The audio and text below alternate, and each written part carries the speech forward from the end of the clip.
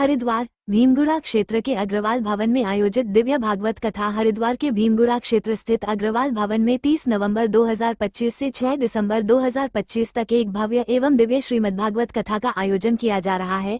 इस पावन कथा में दिल्ली, देहरादून, पंजाब, हरियाणा एवं देश के विभिन्न राज्यों से बड़ी संख्या में भक्तगण पहुंचकर कथा का रसपान कर रहे हैं। श्रद्धा और आस्था से ओतप्रोत वातावरण में प्रतिदिन भक्तों की भीड़ उमड़ रही है। इस आयोजन की ताज़ा स्थिति का जायजा लेने के लिए तेज न्यूज इंडिया परिवार की टीम स्थल पर पहुंची और वहां उपस्थित भक्तों, परिजनों एवं आयोजकों से बातचीत की। सभी ने बताया कि कथा के दौरान आध्यात्मिक ऊर्जा और भक्ति का अद्भुत संगम देखने को मिल रहा है। मैं नहीं ही जाऊंगा, मेरा मन नहीं बन रहा है। भारत में जहां जहां होते हैं सत्संग वहां मैं जाता हूं। भारत में भी ज्यादा धामों में मेरा अनुराग रहता है, रहा है और रहेगा। आपके प्रश्न से मेरा समय इधर उधर नहीं गया।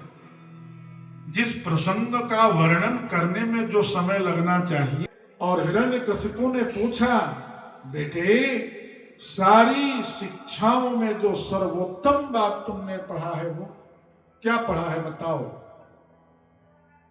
श्री प्रहलाद मैं मेरा तू लट्ठम लट्ठ इनकलाब जिंदाबाद त्याग देना चाहिए और श्री वृंदावन में भगवत गति को प्राप्त कर लेना चाहिए। इतना सुनते ही आग बबूला हो गया। सुनि सुत मुख चर्चा हरि गुण ग्राम चर्चा हरि गुण ग्राम की साची करी हिरण्यकशिपु से हरि नाम की चर्चा ने समझाया।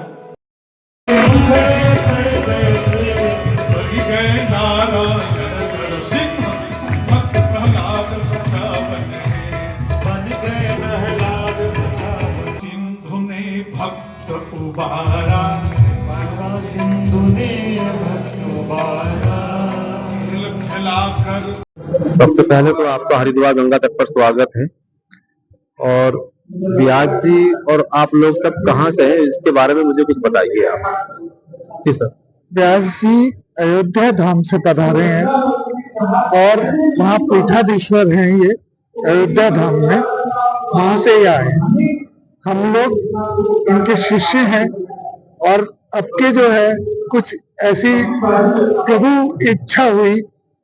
प्रभु की इच्छा से ही हमारे मन में आया कि हरि का जो धाम है जिसे हरिद्वार कहते हैं, वहां पर ये भागवत कथा महाराज जी के श्रीमुख से हम श्रवण कर पाए।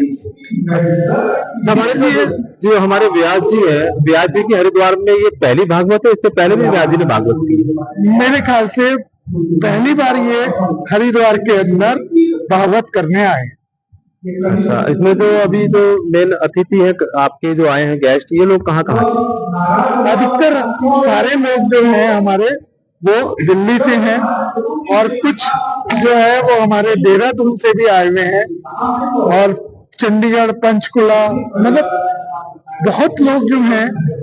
लोकल लोग तो शायद हरिद्वार के बहुत कम हैं, लेकिन बहुत दूर दूर से लोग जो हैं वो यहाँ पर पधारे हैं महाराज जी के श्रीमुख से भागवत कथा सुनने के लिए। संदेश देना चाहेंगे आप भक्तों को? ये हरी इच्छा है और मैं तो सभी भक्तों से हाथ जोड़ करके प्रार्थना करूंगा कि जितनी अधिक से अधिक संख्या में वो यहाँ आ सके, क्योंकि ऐसे सतगुरु, ऐसे भगवान शायद दोबारा पता नहीं हरिद्वार में कब पधारेंगे। तट पे जो है गंगा तट पर, और वो भी श्रीमद् भागवत महापुराण का, और कितनी सरल शब्दों में वो समझा रहे हैं, ये आप देखिए। तो सच में जो है एक जैसे कि हृदय के अंदर ऐसे भाव उत्पन्न हो रहे हैं कि बस यहीं पे बैठे रहे। तो किस नाम से कथा व्यास जी का पूरा नाम क्या है? कथा व्यास जी का नाम? हाँ, ये अग्रवाल फैमिली है? अग्रवाल सारे, अच्छा, अग्रवाल परिवार की तरफ से ये हो रहा है। अच्छा, अच्छा, ये जो भागवत है मैडम जी, आप भी आई हो दिल्ली से, इससे पहले भी आपने बहुत सारी भागवतें दिल्ली में बैठी अपनी कॉलोनी में बहुत सारी देखी होंगी, यहाँ में वहाँ में कितना डिफरेंस महसूस कर रही हैं आप? नहीं, भगवान का नाम है तो सभी जगह ही अच्छा ही होता है वो तो, लेकिन यहाँ इनका बहुत ही सरल शब्दों में हमारे को बताना जिसे हम अच्छी तरीके से समझ पा रहे हैं, जी। तो वो बहुत अच्छा लग रहा है हमको।